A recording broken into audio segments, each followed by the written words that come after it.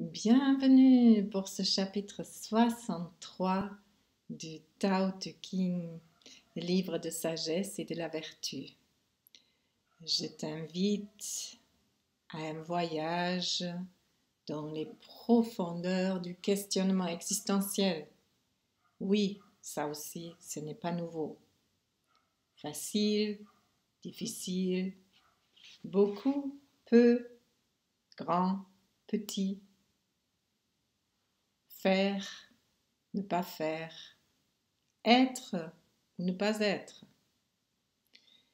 Telle est la question dans ce chapitre 63. Alors installe-toi confortablement, prends tes aises sans pour autant te relâcher de trop. Prends appui sur la belle terre qui t'abrite. Sens le contact de tes pieds avec le sol et de ton bassin avec la chaise. Et prends conscience de ta respiration dans ton corps. Comment cette respiration met du mouvement dans ton corps.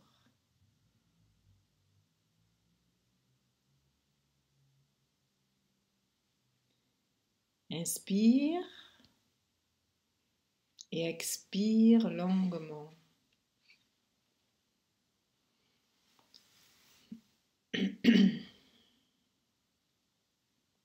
Et suis maintenant la musique des mots que je vais lire. Pratique le non-agir. Exécute le non-faire. Goûte le sans-saveur. Considère le petit comme le grand et le peu comme le beaucoup. Attaque une difficulté dans ses éléments faciles. Accomplis une grande œuvre par de menus actes. La chose la plus difficile au monde se réduit finalement à des éléments faciles. L'œuvre la plus grandiose s'accomplit nécessairement par de menus actes. Le saint n'entreprend rien de grand et peut ainsi parfaire sa propre grandeur. Qui promet à la légère tient rarement parole. Qui trouve tout facile éprouve nécessairement beaucoup de difficultés. Le saint tient tout pour difficile et ne rencontre finalement aucune difficulté.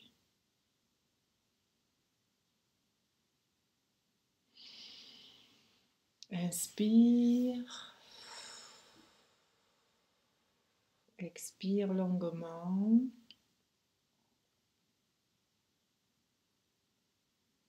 Et note maintenant comment ces lignes habitent ta présence à toi.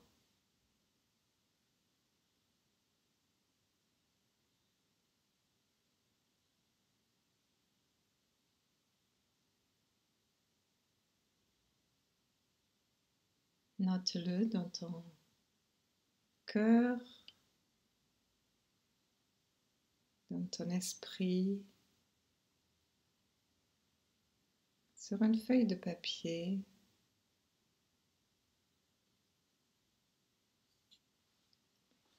Et puis allons voir ce texte un petit peu ensemble. Le non-agir,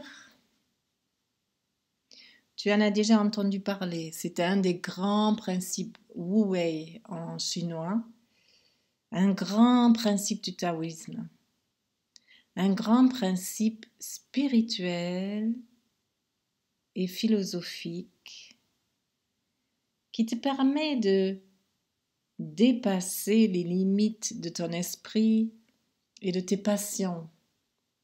Ne pas agir, c'est de te donner la possibilité de trouver une réponse ajustée à la situation.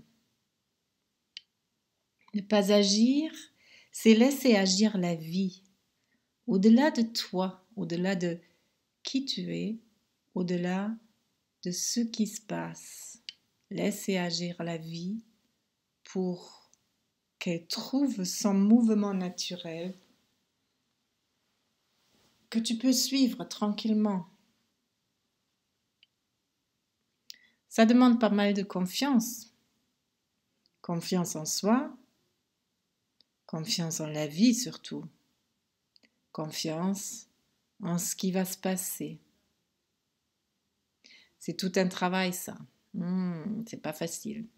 Mais moi j'adore ce principe. J'adore ce principe parce que justement, il confronte à cette limite où je sais que je suis limitée. Bon, nous autres humains, nous n'aimons pas beaucoup ça, sentir nos limites. On adore se sentir très grand et dépasser nos limites et dépasser encore ceci et cela et avoir l'impression qu'on est fort. Pourquoi pas? La réalité, bien évidemment, est tout autre, désolée. La réalité est qu'il y a bien beaucoup de choses qui sont plus grandes que nous. Et même si nous le savons, quand nous l'éprouvons, parfois nous n'aimons pas ça, et surtout, on n'y croit pas toujours.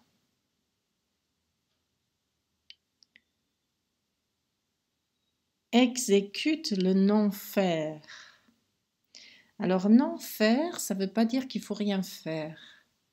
Le non-faire, ça fait référence à l'activisme, on va dire, à cette manière que nous avons parfois à nous activer subitement, impatiemment, de façon urgente, comme si c'était le fait de faire quelque chose qui permettait à trouver la bonne solution. Là aussi, c'est faux. Je suis désolée.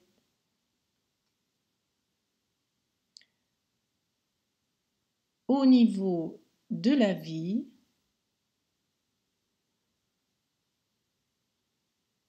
faire,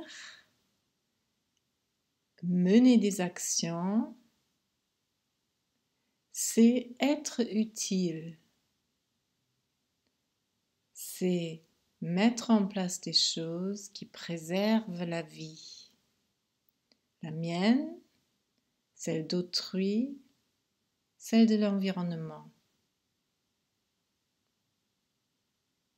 Le non-faire, c'est ne pas dépasser cette limite-là. Goûte le sans-saveur. Pas les sans-saveurs, mais le sans-saveur. Ce qui n'a pas de saveur. C'est un parfum dans la médecine traditionnelle chinoise. On dit qu'il y a des aliments qui n'ont pas de saveur. Le riz en fait partie. Et cette qualité-là permet de renforcer la rate. La rate, c'est l'organe, les fonctions de l'organe de pancréas et rate. Et la rate, elle a pour fonction de transformer tout ce qui se passe dans l'existence. Donc, bien sûr, transformer les aliments, mais transformer aussi le vécu en une expérience assimilable. Donc, une rate qui est trop sollicitée, elle va produire un sentiment de souci. Le souci qui ronge ta capacité à exister et qui te fait oublier que tu fais partie d'un tout. Nourrir la rate, se passe donc beaucoup par des saveurs qui n'en sont pas, c'est-à-dire des choses sans saveur, insipides.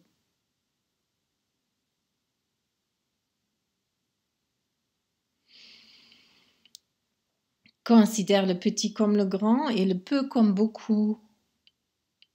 Donc, faire peu, c'est beaucoup. C'est pas une manière de faire un éloge à la fainéantise, pas du tout. C'est faire éloge au minimalisme. Faire juste ce qu'il faut, pas plus, pas moins. De cette manière-là, le petit est comme le grand. Si j'accomplis une petite chose qui permet d'accomplir le grand, eh bien alors j'accomplis déjà le grand. Faire le peu, c'est faire beaucoup. Attaque une difficulté dans ces éléments faciles. Mais voilà, aller dans la facilité, c'est aller avec les possibles dans la situation. Donc même une situation difficile va devenir facile parce que je cherche le chemin de moindre résistance, dirons-nous. Accomplis une grande œuvre par de menus actes. Et oui, la grande œuvre, elle ne se fait pas en un jour. Rome ne s'est pas construit en un jour. C'est le fait de mener des actions encore et encore qui permet de construire éventuellement une grande œuvre. La chose la plus difficile au monde se réduit finalement à des éléments faciles, et l'œuvre la plus grandiose s'accomplit nécessairement par de menus actes. Le difficile est constitué de facile, et le grandiose est constitué de choses menues. C'est logique, je crois que ça se passe de commentaires. Quelque chose est difficile parce que je l'aborde en bloc, parce que je l'aborde sans mener des petites actions qui me mènent à la totalité de cette grandeur-là. Le saint n'entreprend rien de grand et peut ainsi parfaire sa propre grandeur. Et oui, le saint n'entreprend rien de grand. Il fait des petites choses, ci et là. Et ainsi, il peut parfaire sa propre grandeur. Parce que quand tu fais une petite chose, tu peux te corriger. Tu peux toujours revenir dessus. Si tu fais des choses incroyables, ben, tu n'as qu'une chance. Alors, faire des petites choses, c'est aller vers le plus grand. Et c'est aller te corriger, c'est aller vers ta propre grandeur. Et du coup, le texte, il revient sur ce que font les personnes qui ne vont pas vers leur grandeur. Ben, ils promettent à la légère. Ils pensent ou ils te lancent comme si tout était facile. Et bien sûr que c'est faux. Parce que si tu penses que tout est facile, eh bien tu risques d'être bloqué à la moindre difficulté. Alors que si tu sais que les choses sont difficiles, tu vas trouver le chemin de moindre résistance. Où le saint tient tout pour difficile et ne rencontre finalement aucune difficulté.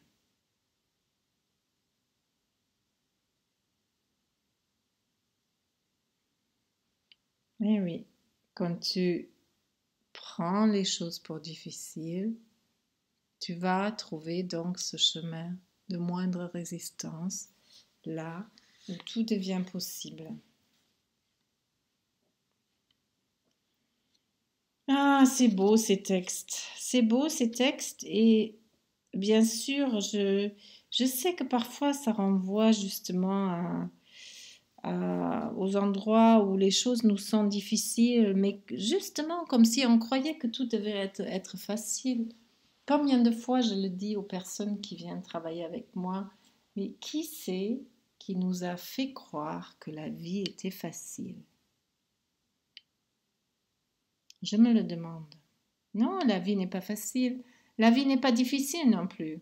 La vie, elle est comme elle est. Et trouver ton chemin, c'est aller à la rencontre de toi-même et aller de plus en plus avec ce que toi tu ressens de la vie, avec ce que tu considères juste pour toi. Ça, c'est un vaste programme. Donc, bien sûr, si tu veux travailler sur toi pour trouver cet axe-là, alors je t'invite à prendre contact avec moi pour prévoir d'accomplir ce travail ou au moins de le commencer. Je te souhaite une bonne semaine, je t'attends avec plaisir.